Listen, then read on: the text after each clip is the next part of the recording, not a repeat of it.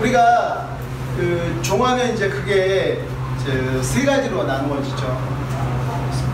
종의 종류보면 첫 번째가 이제 액종, 두 번째가 원종, 세 번째가 이제 샤워종. 액종의 가장 큰 문제점은 그 물을 배지로 이제 배양하다 보니까 여러 종류의 발효 미생물이 증균이 되는 거예요. 종류가 많아지면 어떤 문제가 발생이 되냐면 서로 이제 대사산물로 그 기란과 경합에 의해서 상대에게 이제 다른 미생물에게 영향을 줘가지고 서로 자라지 못하게 하는 거예요. 그러니까 대사산물로 서로를 이렇게 공격을 해가지고 자라지 못하게 하는 그런 현상이 발생이 돼가지고 미생물의 총 개체수가 적습니다. 그러니까 미생물의 종류는 많은데 개체수가 적은 거예요. 이렇게 되면 어떤 문제가 발생이 돼요? 발효력이 떨어지는 거죠. 그래서 이 발효력이 떨어지기 때문에 이 액종을 원종으로 바꾸는데 이때 그 배지가리가 되는 거죠. 물에서 이제 밀가루로 이제 배지가 고체로 변하는 거죠. 물보다는 밀가루가 들어감으로 인해서 이제 고체가 되는 건데 이제 고체 배지가 되고 배지가 이제 밀가루가 되기 때문에 이제 밀가루에서 잘 자라는 발효 미생물들만 아이솔레이션 앤 셀렉션이 되는 거죠. 분류와 선택 이렇게 되면서 빵 만들기에 적합한 균으로 이제 선택이 되는 순수분리라고 하는데 이제 분리 현상이 생기는 거죠. 순수분리. 이제 그렇게 되면서 이제 개대 배양을 하면 이제 증균, 서브컬처라는 거죠. 서브컬처라면 증균이 되는 구조인데 그렇다면 액종의 정의는 단순히 균을 채취하기 위한 첫 번째 어떤 과정에 지나지 않는가, 과정 이외에는 의미가 없는가. 만약에 원종을 만들기 위한 어떤 과정으로서의 액종이라면 다양한 액종을 만들 필요가 없어요. 그냥 가장 잘 되는 시료에서 발효 미생물을 채취하여 증강 배양하면 되는 거지 여러 가지 것들을 만든다는 것은 의미가 없게 되는 거죠. 없게 돼요. 액종에서 원종으로 넘어가가지고 이제 개대 배양에서 원종이 완성이 되면 제가 하는 방법은 한 몇 번 정도가 이제 정확히 기억이 안 나는데 몇 번 정도의 희석이 일어나고요. 또 가장 이제 홈베이킹서로서 가장 많이 팔리는 어떤 분의 책에 보면은 거의 50배가 넘는 희석이 일어납니다. 그리고 이제 다양한 종을 제시하죠. 그렇다면 다양한 시료에 의한 다양한 종이 무슨 의미가 있느냐 이거죠. 52배가 희석이 되는데 액종이 52배가 희석이 되는데 다양한 종을 만든다는 건 의미가 없다라는 거예요. 여기서 종이라고 하는 것은 시료를 앞에 붙이는 거죠. 예를 들어 건포도에서 채취했다 건포도종, 사과에서 채취하면 사과종, 무화과에서 채취하니까 무화과종, 딸기에서 채취해서 딸기종 이런 얘기입니다. 이런 식의 종이 무슨 의미가 있느냐는 거죠. 그래서 이제 그렇게 끝날 것인가 라고 생각했을 때 저는 이제 액종에 다른 의미를 부여하면 좋겠다라고 생각을 합니다. 어떤 그 식재료 혹은 식품에 이제 미생물이 작용을 하죠. 작용을 해서 식재료와 식품을 이제 변질을 시켜요.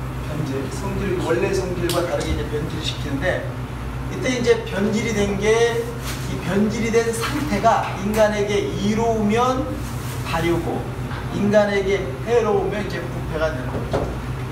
이때 이제 이 미생물은 이제 크게 이제 둘로 나누어지겠죠. 그냥 발효균,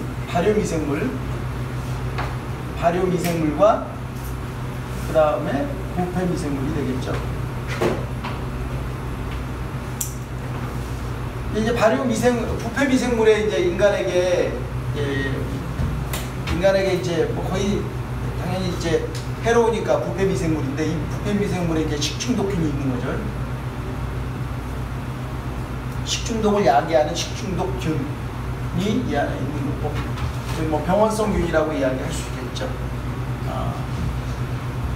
그러면 이제 우리는 이제 발효를 이야기하는 거죠. 발효. 그럼 이 인간에게 이로운 발효 미생물의 이제 대표적인 게 첫 번째가 뭡니까? 효모균류가 되고, 두 번째가 유산균류가 되고, 세 번째가 이제 초산균류가 돼요. 근데 이게 이제 곰팡이도 인간에게 이롭게 작용을 하죠. 곰팡이도 있는데, 우리는 이제 곰팡이로 이 곰팡이를 이용하지 않기 때문에 곰팡이를 얘기 안 하고, 빵 만들 때는 이제 효모균류와 유산균류, 초산균류가 있지만, 우리는 이제 효모균류를, 유산균류를 이제 주로 이용하지, 초산균류는 작용을 하지만 의도적으로 배양해서 기르지는 않는다. 이렇게 이해하시면 되고, 이제 변질에도 정도가 있어요. 정도. 되게 변질 다른 말로 숙성이라고 이야기할 수도 있죠. 이제 숙성에도 이제 정도가 있고, 이 정도를 이해하는 게 되게 중요합니다. 그래서 이 정도는 어떻게 확인하냐? pH로 확인할 수가 있겠지만, 이것을 이제 우리는 이제 맛으로, 냄새로도 확인할 수가 있죠. 그래서 신내가 강하면 강할수록, 군내가 강하면 강할수록 발효의 이제 정도, 변질의 정도가 이제 많은 겁니다. 변질의 정도가 이제 덜하면은 이제 향이라든지 색이라든지 냄새가 덜하겠죠. 요거 이제 예를 들 수 있는 게 이겁니다. 콩을 발효시켜서 만드는 발효 음식이 콩이죠. 콩을 발효시키는 발효 음식이 동북아예요. 장류죠. 이제 장이라고 부르는데, 이 장 문화가 동북아 3국에 있어요. 동북아 3국, 일본, 대한민국, 그리고 중국, 이렇게 3국에 있고, 그 콩을 이용한 장의 이제 종류가 이제 일본에 나또가 있고, 우리나라에 렌장과 청국장이 있고, 그리고 이제 중국에는 춘장이 있어요.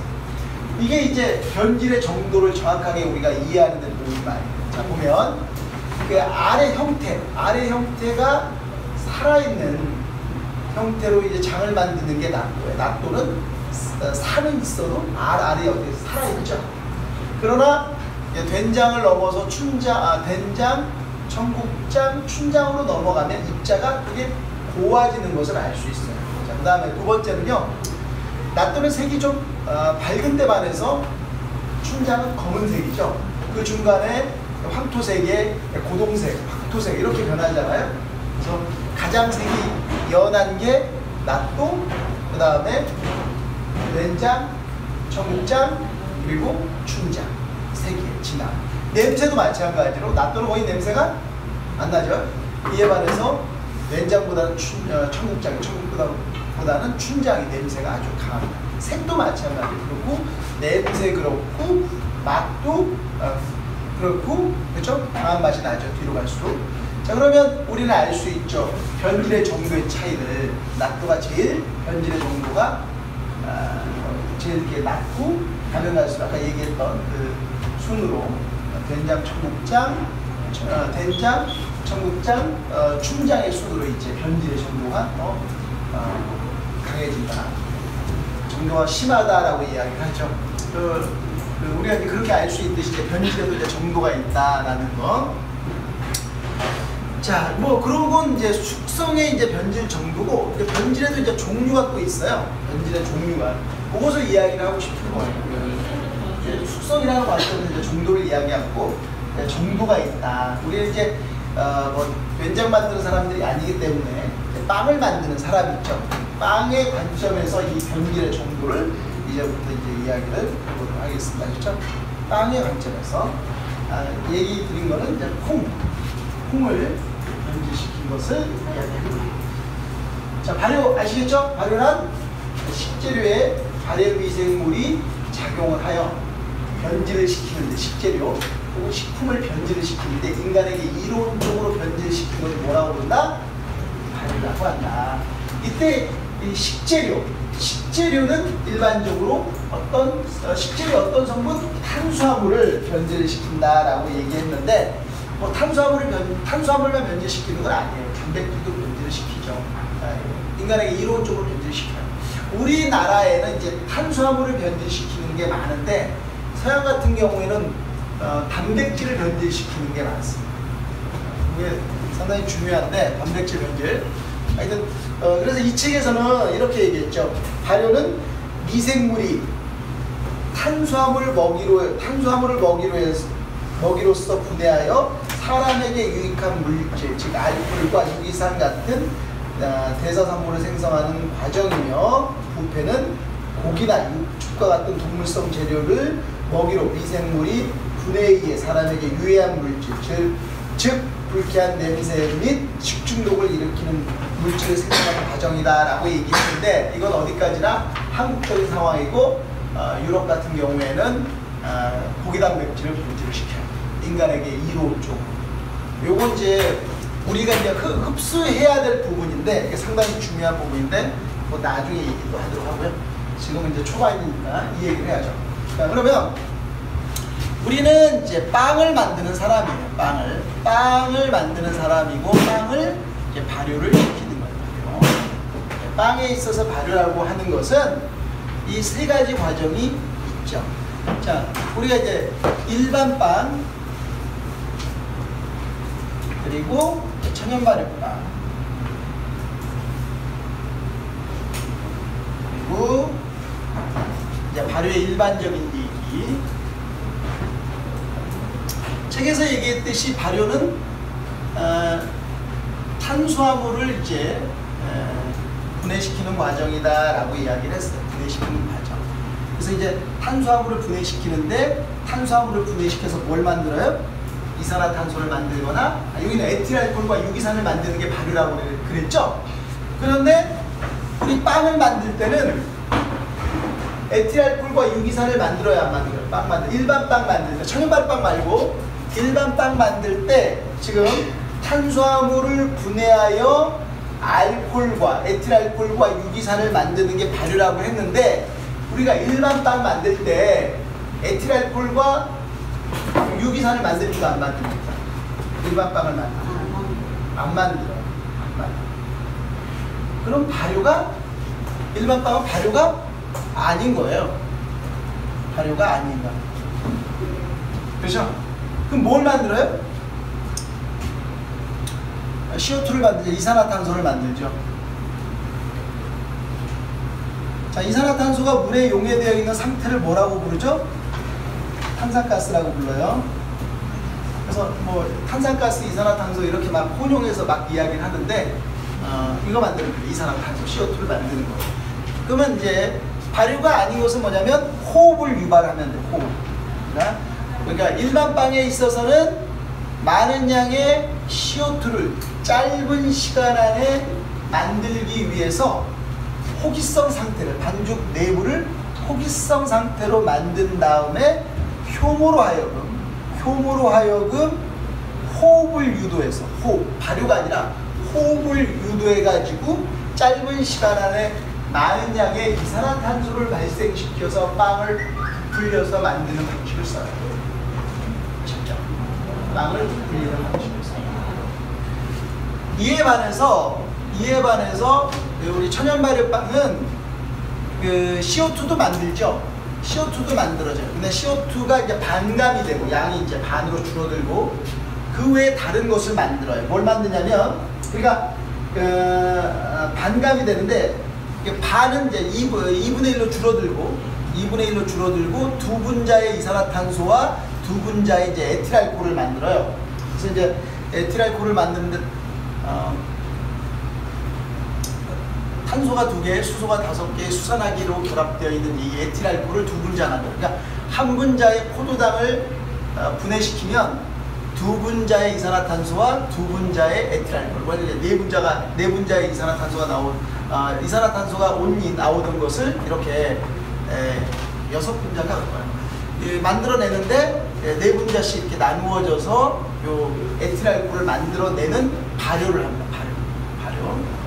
발효를 하죠. 이 발효의 대사산물을 만드는 게 천연 발효빵에서는 아주 중요해요. 그리고 이 에틸알코올이, 그리고 또 이제 유기산도 소량의 이제 유기산이 만들어지는데, 이 유기산과 이제 주로 이제 에틸알코올이 만들어져. 이걸 만드는 게 만들어서 그 다음에 공유에 작용하게끔 하는 시간을 줘야 돼. 이 숙성을 시키는 방식으로 만드는 빵이 천연발효 빵이다. 그렇죠? 그러면 이 효모가 발효를 하려면 어떤 상태가 돼요? 희성이 아니라 현기성을 만들어야 돼요. 현기성 상태를 만들어야 된다. 자, 그러면 자, 이렇게 일반 빵에서는 호기성 상태에서 반죽 내부를 호기성 상태에서 호흡을 시켜가지고 이산화탄소를 만든다면, 천연발효빵에 있어서는 반죽 내부를 현기성까지, 호기성 상태에서 현기성 상태까지 진행을 시켜가지고 뭐를 만들어요? 에틸알코올과 유기산을 만들고, 이 에틸알코올과 유기산이 공유를 분해시키는 숙성까지 시켜야 되는구나. 아, 그러면 이제 알게 뭐냐면, 이제 알게 된 게 이거예요. 발효라고 하는 것이 이제 정리를, 이제 발효를 정의하는 거예요. 발효란 이제 뭐냐. 이제 지금까지 우리가 알았던 건, 발효라 하면 다른 말로 뭐예요? 발효라 하면 떠오르는 발효 음식들이 있어요. 빵, 술, 김치, 치즈, 된장, 이런 것들이 발효 음식으로 떠오르죠. 그러면 여기서 빵이라고 하는 것은 그냥 부푸는 걸 발효는 현상이 부풀기도 하고, 그 다음에 술처럼, 요구르트처럼 알코올이 만들어지거나, 요구르트처럼 젖산이 만들어지는 거고, 식초처럼 초산이 만들어지는 거구나 라고 생각을 하고, 발효라고 하는 것은 김치, 된장, 치즈처럼 우유의 단백질인 카제인이 분해되는 치즈, 그리고 김치, 배추가 분해되는, 숙성이 되는 김치, 콩이 숙성이 되는 된장, 이런 장이 발효 음식이구나 라고 생각을 했어요. 생각을 했죠. 그렇게 이제 막연하게 생각을 했던 것을 좀 더 이제 구분해서 생각을 해볼 필요가 있다는 거예요. 왜냐하면 우리가 만들고자 하는 빵이 단순히 부푸는 게 아니기 때문에 어떻게 생각해야 되냐면, 자, 지금까지 발효라고 하는 것은 다시 한번 얘기하면 식재료, 식품에 미생물이 작용을 하죠. 작용을 해서 이제 변질을 시키는데, 이때 변질을 시키는데 인간에게 이론적으로 변질시키는 것이 발효다. 그리고 이때 식재료의 여러 성분 중에서, 식재료를 구성하는 여러 성분 중에서 어떠한 성분? 탄수화물을 분해를 시켜가지고 에틸알코올과 유기산을 만드는 게 발효구나 라고 정리를 했어요. 근데 그렇게 빵을 바라보면 안 된다는 거예요. 빵은 이제 지금까지 일반 빵에서 얘기했듯이 팽창을 발효의 정도, 변질의 정도로 생각할 수도 있고, 그 다음에 발효산물, 일명 발효산물을 뭐라고 부른다고 했죠? 신진대사산물이라고 책에 나왔었죠. 대사산물, 신진대사산물. 그 다음에 식재료의 분해, 이 분해를 다른 말로, 식재료의 분해를 다른 말로 뭐라고 얘기하냐면 숙성. 이렇게 구분해서, 발효를 이렇게 구분해서 생각을 해야 되고, 지금까지의 빵은 여기까지 팽창을 어떻게 한다? 팽창을 극대화시켜서 식감은 가볍고 질감은 어떤 부드러운 이런 빵을 만들었다면, 천연발효빵에서는 발효 미생물로 하여금 대사산물을 만들고, 그 대사산물과 효소를 이용해서 식재료를 분해시키는, 숙성시키는 것이다. 그래서 여기서 이제 숙성이 나와 있어요. 숙성, 식품의 에이징이라고 나와 책과, 식품의 에이징이라고 하는 것은 미생물만 이용하는 건 아니고, 이제 염류도 이용하죠. 이 염류를 이용하는 것은 그 다음에 천연의 식재료에 들어있는 에시드, 산을 이용하는 것은 이것도 이제 화학적인 거예요.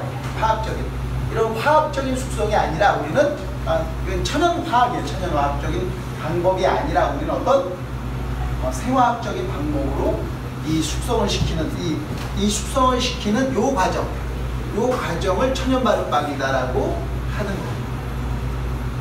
아셨죠? 자, 이야기를 정리하면 발효라고 하는 것은 팽창 또 발효고, 그 다음에 그 대사산물의 생성도 발효고, 그 다음에 식재료의 분해도 발효라고 이제 생각을 한단 말이에요. 하는데 우리가 지향하는 천연발효빵의 발효는 어떤 발효이다? 팽창, 대사산물의 생성, 이게 아니라 식재료의 분해다라는 거예요. 식재료의 분해가 우리가 지향하는 천연발효빵인 거예요. 아셨죠? 천연발효빵. 이 분해에도 또 다시 정도가 있다. 아셨죠? 분해의 정도가 있어요. 되게 중요한 디그리가 있는가, 디그리. 이 분해의 정도가 있는데 이 분해의 정도를 뭘로 얘기했어요? 방금 콩의 장으로 설명을 드렸는데 빵에 있어서는 어떻게 확인해요? 산의 총량. 산의 총량. 아셨죠? 산의 총량으로 확인하는 거예요. pH를 측정해서 산이 얼만큼 생성이 됐느냐. 그래서 그 에시드 밸류라고 하는 산의 총량을 가지고 에시드 밸류, 이 산의 총량, 이 에시드 밸류를 가지고 측정을 하는 것이다. 이렇게. 산의 정도는 어떻게? 에시드 밸류, 산가로 확인하는 거예요.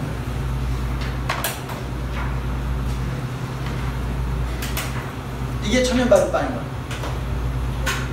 아셨죠? 신맛이 그러니까 왜 신맛이 중요한지 알겠죠? 신맛은 왜 중요하다?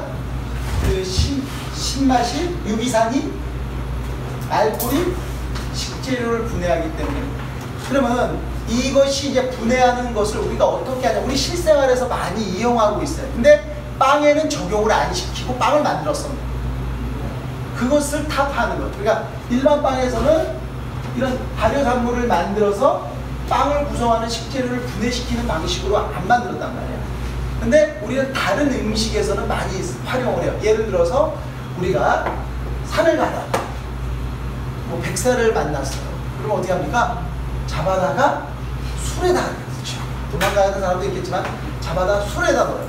자, 우리가 산을 가다가 더덕이라든지 상황버섯 이런 것을 보게 되면 어떻게 됩니까? 잘 씻어서 술에다 넣게 되죠. 잣잎 같은 경우에도 이제 술에다 담았대요. 고려시대는.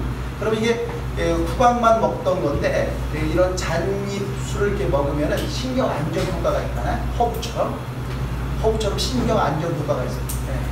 그래서 이렇게 어떤 약성을 뽑아내는 데 있어서 뭘 많이 이용했어요? 우리는 예전부터 알코올을 이용해 왔어요. 그 다음에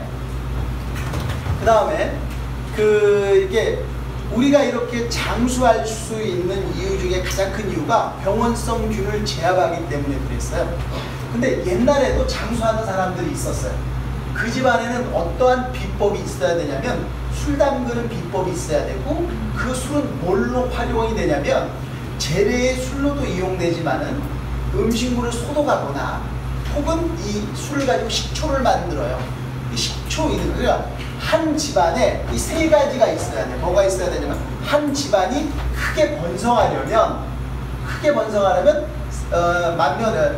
종갓집 만며느리가 이 세 가지를 장악하고 있어야 되는데, 이 세 가지가 뭐냐면 첫 번째가 술 담그는 능력, 두 번째가 초 담그는 능력. 술을 가지고 초가 되는 거예요. 그래서 술을 못 담그면 초가 나올 수가 없어요. 아셨죠? 초 담그는 능력, 식초. 그 다음에 세 번째가 뭐냐면 장 담그는 능력. 이 세 가지가 그 집안의 기술이 확보되어야만 그 집안의 사람들이 병에 걸리지 않고, 호암마마의 병에 걸리지 않고 건강하고 또 왕성하게 가문에 이렇게 번성하는, 시족이 번성하는. 예전에는 이 머릿수가 힘이었죠. 지금은 그렇지 않아요. 그래서 다들 어떻게 지냅니까? 혼자 지내잖아요. 그죠? 1인 가족 형태로 지내지만 예전에는 머릿수가 힘이었기 때문에 대가족, 그죠? 3대, 4대가 어우러져, 그리고 시족이 어우러져서 한 마을을 이루는 거예요. 그때 중요한 게 뭐라고요? 술 담그는 거, 초 담그는 거, 식초 담그는 거, 장 담그는 거. 알았죠? 여기에서 힌트를 얻어야 되는 거예요. 그게 뭐냐면 우리가 식재료를 분해시켜야만 뭘로? 네, 알코올과 유기산으로 분해시켜야만 그 영양소분이 효과적으로 섭취가 된다. 서두에 이런 얘기 했었죠? 그 맥주 효모가 중요한 게 아니라 맥주 효모를 담그는 과정에서의 재료가 중요하다. 식초가 중요한 게 아니라 식초를 만들어내는 과정에서 추가되는 재료가 중요하다라고 말씀을 드렸죠. 그게 중요한 거예요. 식초 그 자체가 중요한, 순수한 식초가 중요한 게 아니라 순수한 알코올이 중요하지 않아요. 그렇죠? 네, 그래서 우리 이제 천연발효빵은 이제 빵으로 돌아와서 우리가 이제 빵으로 돌아와서 일반 빵을 어떻게 했어요?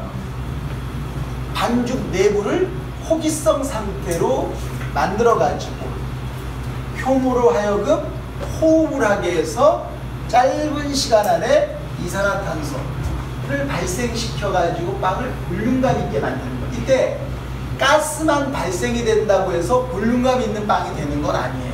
그 많은 양의 가스를 어떻게 해야 돼요? 반죽에 잡아주는 가스 보유력도 되게 중요합니다. 이 부분은 나중에 얘기하도록 하고요. 지금은 이제 발효의 정의에 대해서 얘기하는 거니까 이게 이제 이루어지면서 빵이 만들어지는 거예요. 그리고 이제 또 볼륨감 있게 됐다 할지라도 구웠을 때 그 형태가 유지되게 하는 것도 되게 중요해요. 유지되게 하는 거. 그래서 팽창을 극대화시키는 일반 빵에 있어서의 볼륨감 있는, 부피감 있는 빵을 만드는 데 있어서 효모의 가스 발생력만 중요한 게 아니라 밀가루 물릴 가스 보유력, 그리고 난 뒤에 굽고 난 후 가스 발생력과 보유력을 극대화시켜서 굽고 난 후에 그 형태가 그대로 유지되게 하는 그런 화학 첨가물도 되게 중요합니다. 이때 짧은 시간 안에 가스를 발생시키고 짧은 시간 안에 많은 양의 가스를 보유할 수 있게 하는 과정, 그리고 굽고 난 뒤에 형태가 무너지지 않고 유지하는 과정에 무엇을 넣어요? 인간에게 해로운 식품 첨가물이 들어가는 거예요. 법적으로는 문제없으나 나라마다 그것에 대해서 법적으로 아니다라고 정한 것들이 들어가는 거예요. 그 부분은 나중에 얘기하고 이제 그 문제고, 이 천연발효빵은 그러한 재료들을 식품 첨가물이 아니라 화학 식품 첨가물이 아니라 천연의 뭐 식품 첨가물이 아니라 천연 첨가물도 있어요. 아까 염류로 숙성을 시킬 수 있다라고 했죠. 과일의 산으로 숙성시킬 수 있다라고 했죠. 이걸 넣어서 천연 첨가물을 만들 수도 있어요. 천연 식품 첨가물을 만들 수도 있긴 한데, 여기에서 이제 얘기하는 것은 우리는 이제 발효 미생물을 이용해 가지고 뭘 한다? 효모로 하여금 혹은 유산균으로 하여금 발효를 유도해서 대사산물로 뭘 만들어요? 에틸알코올과 유기산을 만들어 가지고 이걸 가지고 곡류를 숙성시킨 다음에 빵을 만드는 그래서 방법으로 이제 발효를 시킨다.